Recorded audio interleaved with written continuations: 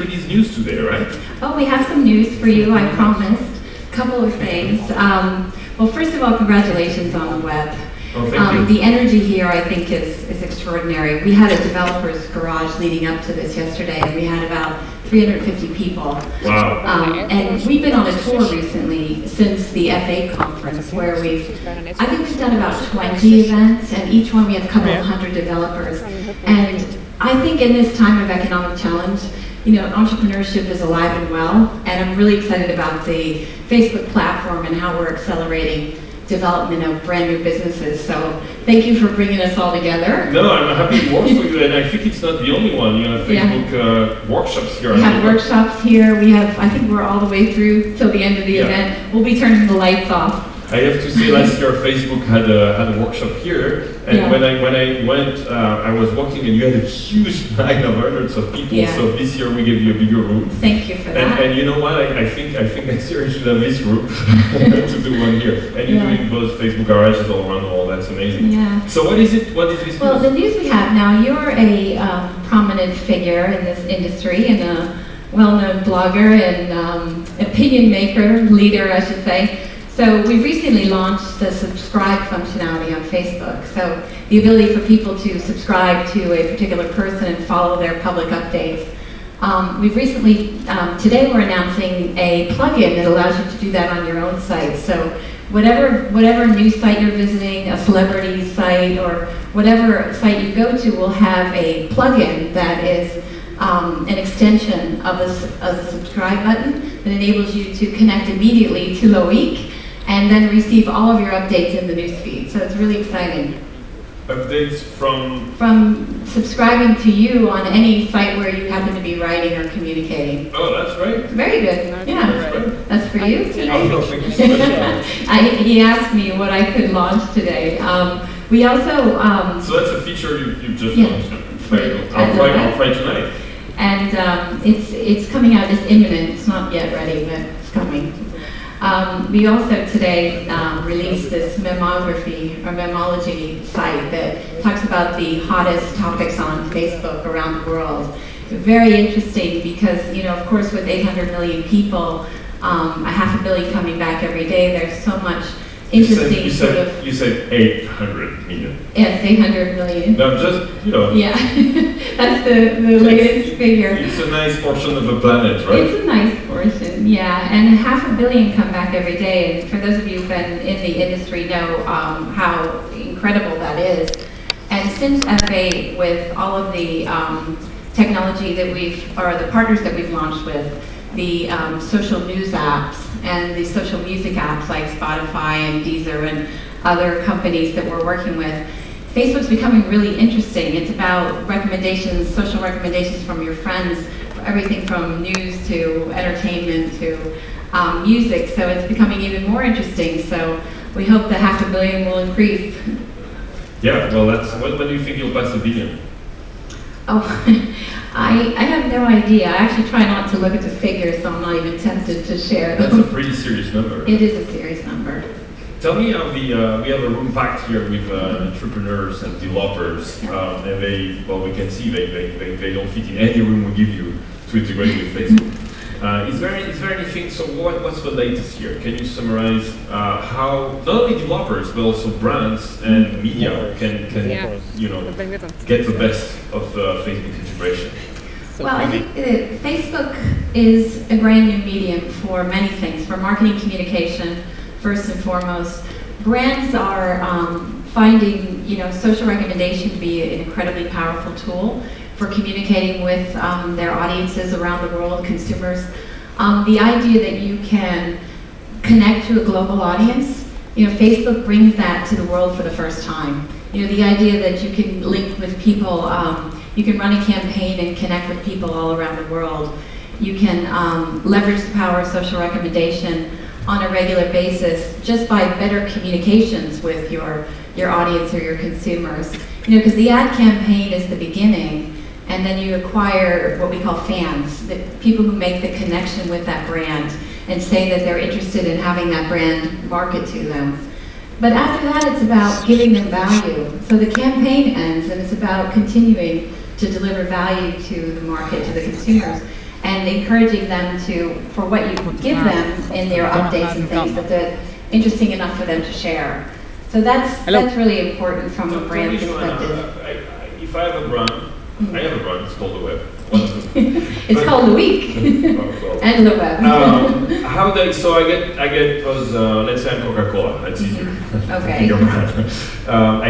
We have a social enterprise track actually on Friday where we will talk about this. I think Ferrero has 8 million fans, right? Yeah. Millions. What do they do with those brands, with those fans, and how? Because my feeling is like last year. It was all about for brands. It was all about how many ads can I buy to get more, which is good for you, I guess. Yeah. Like that. Of course. To get more fans. But what do I do with them?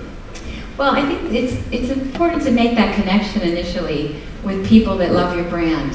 But then it's about delivering value to them or something of interest to them that is going to encourage them to amplify your message, to share your message with their friends. So the average person on Facebook has 130 friends. So if each person then amplifies a message and shares that in the newsfeed with their friends, something of value to them, then you're more likely to connect with additional people. So we have this concept called sponsored stories, which enables sponsored stories, because the essence of Facebook is storytelling. It's you and I sharing our lives, and with the timeline now, it's all the way back to our beginnings, which is really exciting. But it's that idea of encouraging people to share and amplifying a message on your behalf. So it's much more of a... So let's take this let's say I'm Nespresso. Nespresso. Because we have a huge, we had an espresso coffee today.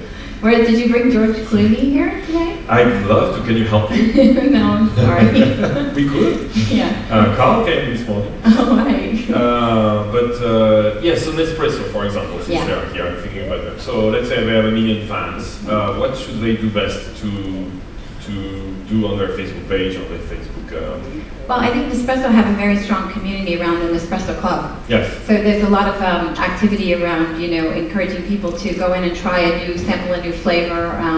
Sampling is a very well-known technique on Facebook that works really well for brands. In fact, recently, Burberry launched a fragrance, and they used Facebook as the way to reach out to their loyal fans. I think they're almost up to 10 million fans, Burberry, to reach out to their loyal friends and people who love their brand. And they offered a sample of this new fragrance, and they had over 300,000 people request a sample. And 80% of those people said to Burberry, we'd love to share our email address, we want more great things from Burberry. Burberry's been very innovative. They broadcast all of their fashion shows live.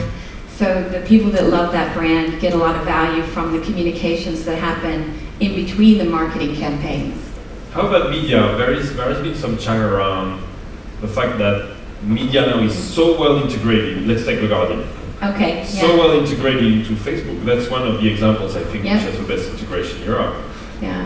That the audience doesn't go to The Guardian anymore. It stays on Facebook, which is again very good for you. But don't you think that those media are kind of threatened as well, that you're not the end destination anymore?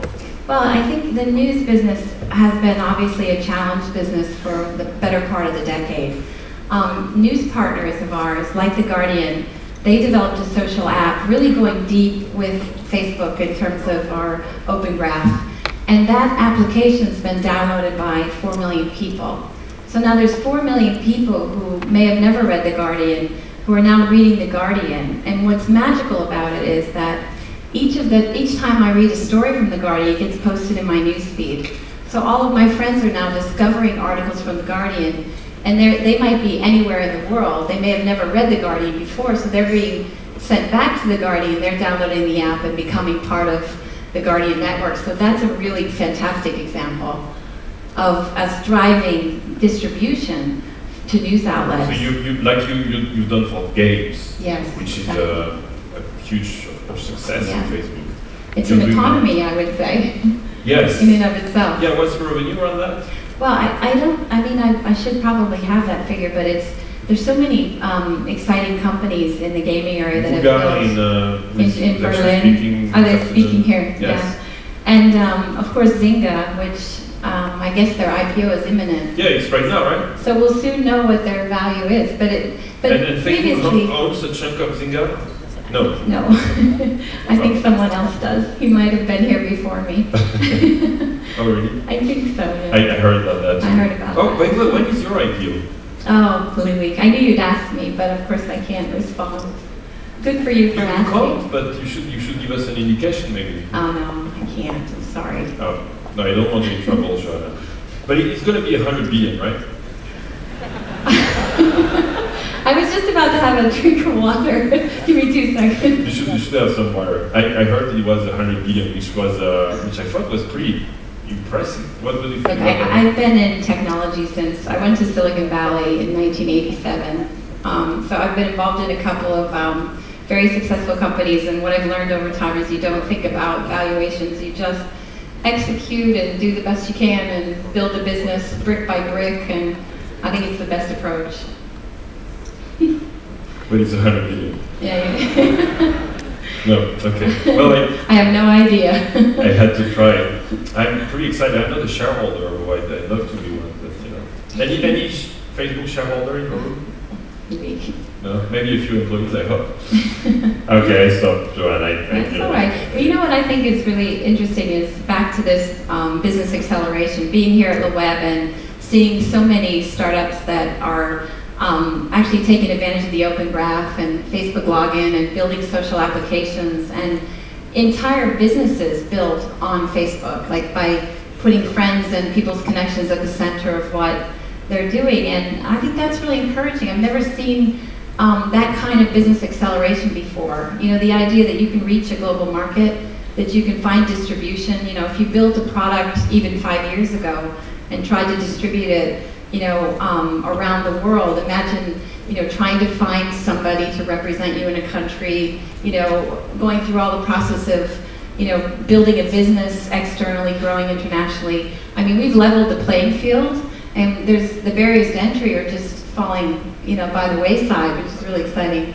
Barrier of entry for developers and entrepreneurs, but also barrier of entries for people in the street in some countries, you know, and so we've talked with Eric obviously about, you know, Egypt and Libya and other countries, and it's always Facebook. You have those images. I wish I could show one now, if I should have done that. But like, you see those revolutionaries, basically, with thank you Facebook, right? Yeah. What's your eye on this? You're basically becoming the best tool to create a revolution, aren't you? Well, you know, it's been a remarkable year in that respect, and it's awesome and humbling and, you know, daunting at the same time. I think, first of all, we always say that, you know, it's the brave people in those countries that, you know, stood up to their governments and used these new social, you know, platforms to enable organizing, and they had the will to do that, so it's really their revolution. I think Clay Shirky said it best. He said that, you know, society doesn't change based on technology, or revolutions don't happen based on technology. A revolution happens when society changes its behavior. And I think what we're seeing now is, you know, Facebook in particular, but a lot of the social networks are really changing how we live our lives and interact with each other.